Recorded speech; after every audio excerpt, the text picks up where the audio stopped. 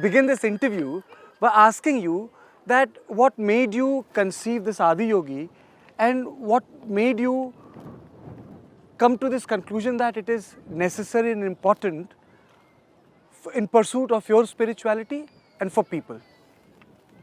It's not in pursuit of my spirituality. My spirituality doesn't need any form. I don't need a temple nor a mountain, nor a statue.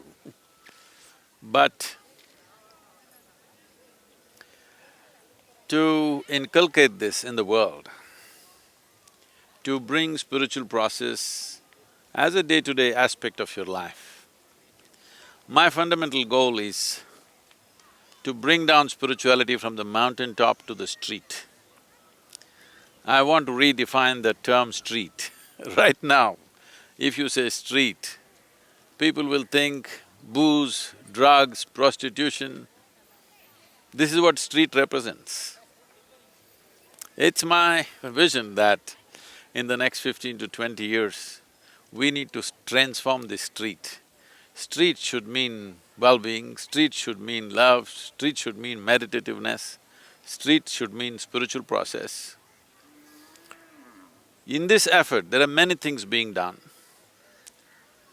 One important thing is an iconic face. So, Adi Yogi predates all religion and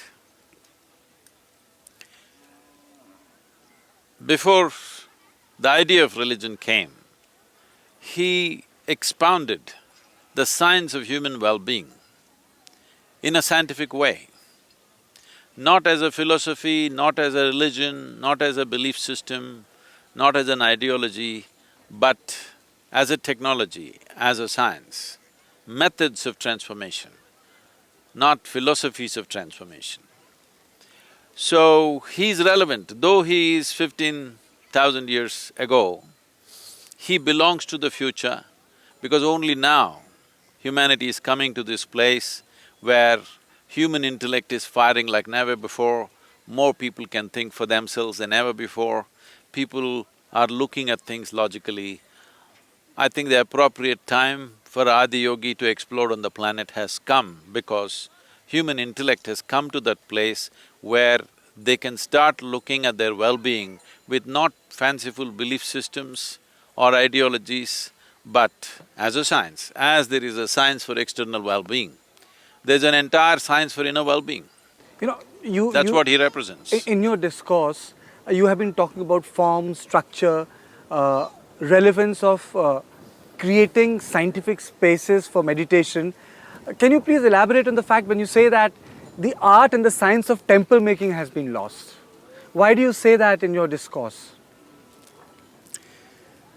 See, all physical form, whether it's your own body or the planet or the solar system or the universe or the atom, from the smallest to the ultimate physical manifestation.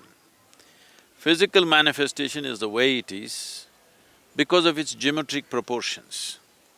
It is perfection of geometry which holds physical forms in space. This planet is not tied to the sun with a cable, it's a geometric perfection. If it goes off this orbit, it won't come back again. It holds that because of a certain geometric perfection.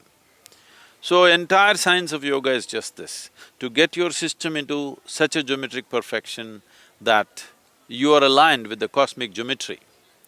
In this effort, we also create physical forms. Look at this form, this is not about aesthetically, yes, there is a certain beauty to it, but above all, there is a geometric perfection to this, that if you view Adi Yogi's face for a minute, without taking off your attention, that's it. For your life, this image will be imprinted on your mind, you can never take it off. The idea is to put that imprint into people's minds so that their inspiration is towards their inner well-being.